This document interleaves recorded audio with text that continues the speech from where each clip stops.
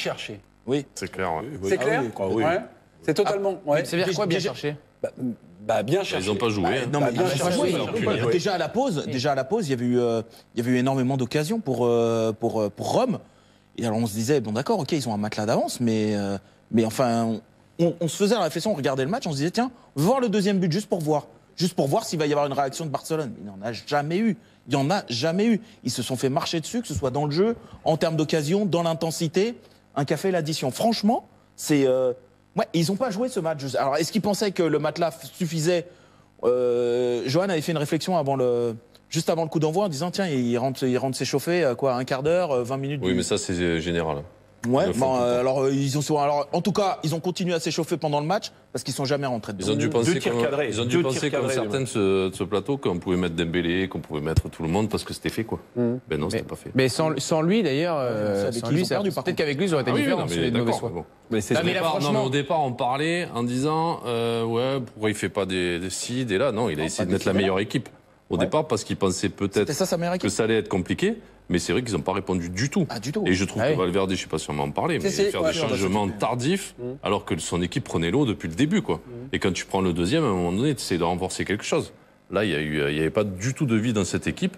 Et c'est, comme tu dis, c'est très logique qu'il se fasse éliminer, quoi. Le Barça l'a-t-il bien cherché dans l'esprit? C'est le Barça a-t-il été suffisant ce soir?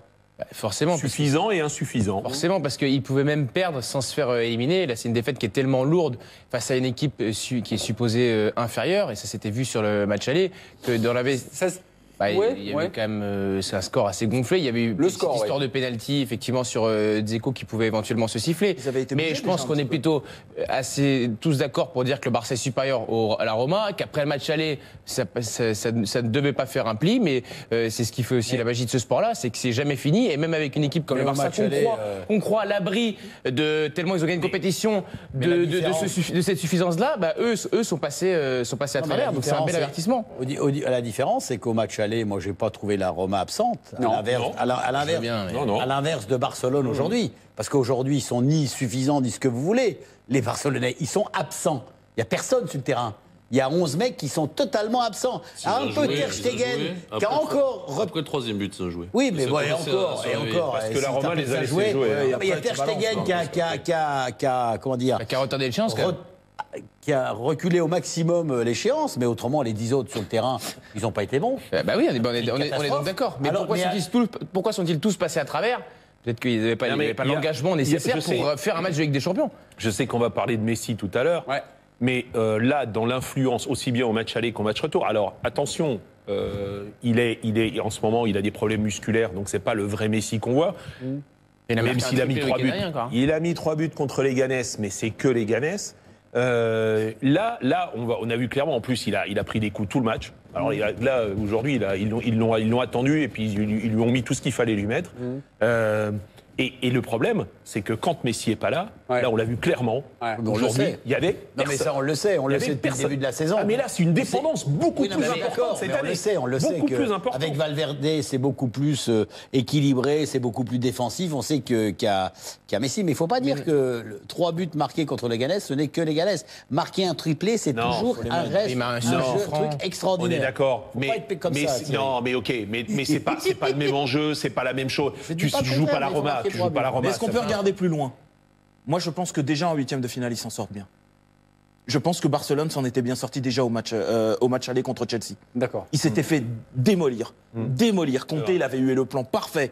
Ils n'avaient pas eu une occasion, pas une. Il a fallu que Christensen leur offre sur un plateau le but de l'égalisation.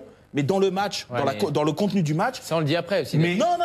On l'avait déjà dit. Ça veut dire que l'an passé, le Real gagne la Ligue des Champions, il y a eu des moments où ils étaient dans des périodes très difficiles et ils ont continué leur parcours et on dit, si tu vas au bout, tu dis, mais dans la difficulté, ils ont réussi. Ce que je te dis, c'est je te dis pas que c'était prévisible, je te dis juste que le parcours de Barcelone, y compris en huitième de finale, c'était un parcours d'opportunisme. Mais Dave, on va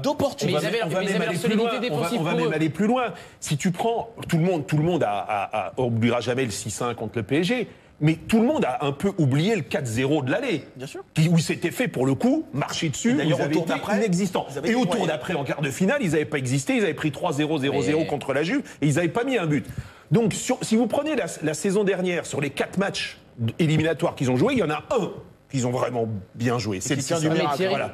Moi, ce qui me dérange, mon opinion là-dessus, c'est qu'on parle d'une équipe qui était annoncée comme quasiment le plus gros favori pour gagner la Ligue des Champions, qui avait concédé sur toute la phase de Ligue des Champions que 3 buts en Ligue des Champions et qu'on a concédé autant sur 90 minutes. Donc ça, c'est surprenant. Et même ce soir, sans un bon Messi, t'avais même pas besoin d'avoir un bon Messi. Ce soir, il fallait juste concéder au pire 2 buts. Bertrand, tu vois je me souviens qu'à la fin du match aller, avec un score qu'on avait jugé flatteur en faveur du FC Barcelone, on avait parlé également de l'arbitrage, qui était toujours un petit peu en faveur du FC Barcelone.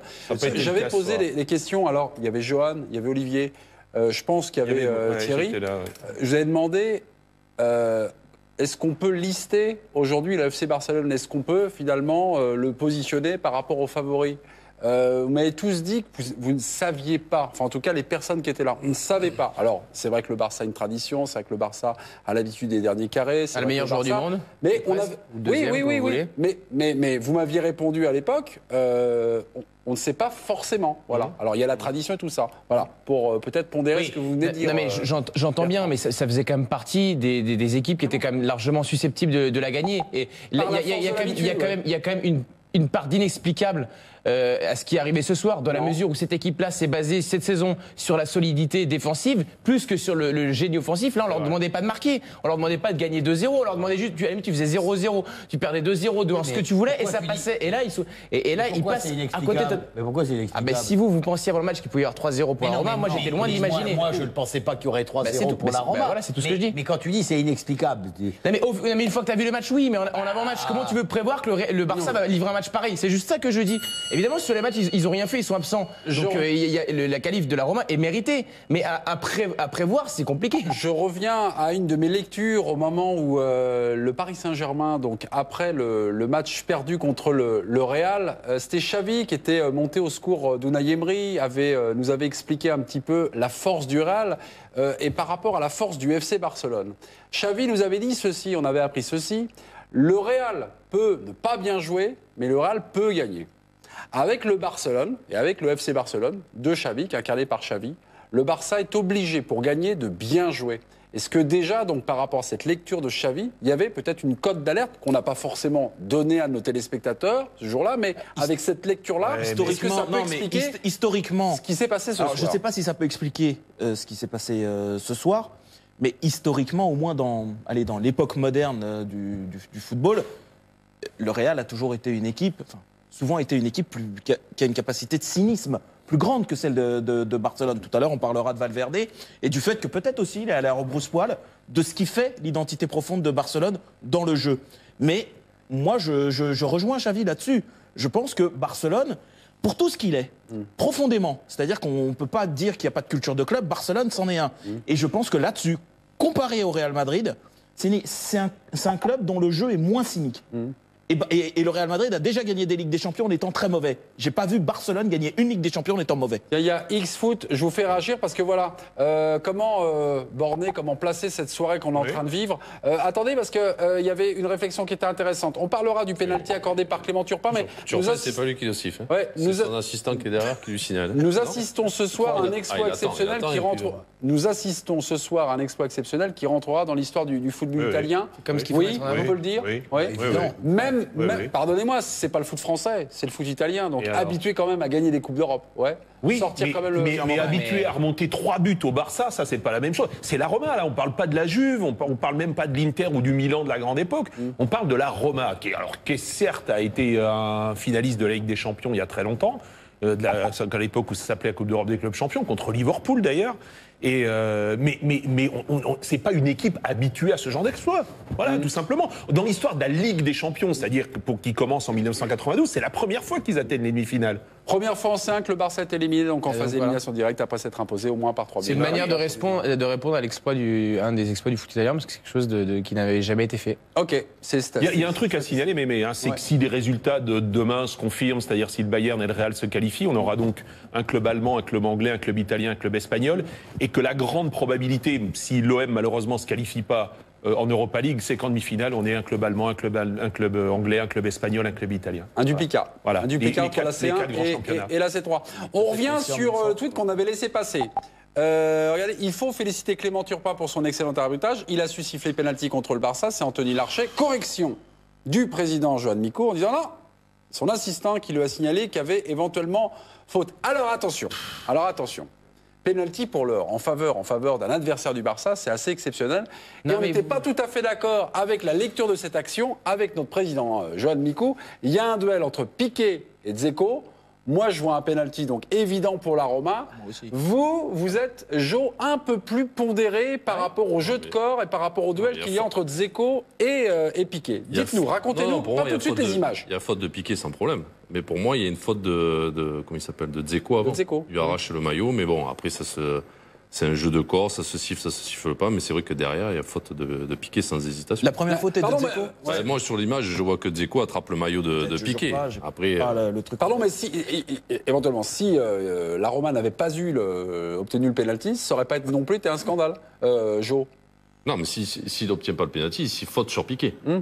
Ouais, d'accord. À partir du moment où la première est de Dzeko. Donc après, la deuxième, s'il ne l'a pas vue, ou s'il considère qu'il n'y a pas faute, il doit siffler. La deuxième, oui, forcément, il y a pénalty. Jo, maintenant, vous avez donné votre avis. Tu regardes la main de Dzeko sur le maillot de Piqué. Oui, mais on va regarder et on va donner la parole à notre chirurgien de l'image, Olivier Rouillet. Non, mais vu que c'est court, penalty. Vu que c'est court, tu regardes juste la main de Dzeko sur le maillot de Piqué. On a 19 secondes. Oui, d'accord. Chouf sur la main de 14 secondes, le grand format. Je n'ai pas vu, moi, cette faute de la main de... Regarde. Il est comme ça.